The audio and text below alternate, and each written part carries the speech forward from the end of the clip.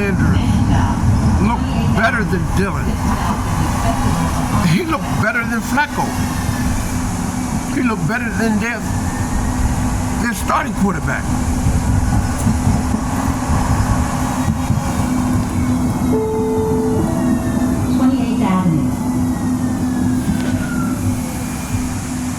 Now that that's said, the Cleveland Browns, they got one or two things they can do.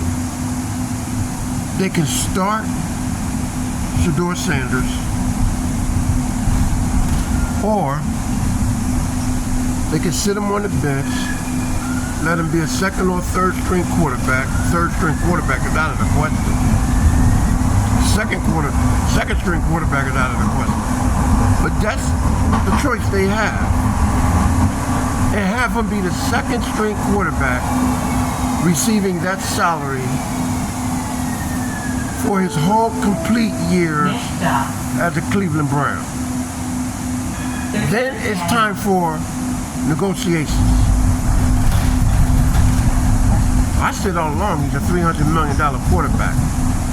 I assure you he's not going to re-sign with the Cleveland Browns if he's a second string quarterback. Oh no. He's going to go elsewhere and get not only the money, but the respect. So those are two options the Cleveland Brown has. Sit him on the bench, let him be a second string quarterback.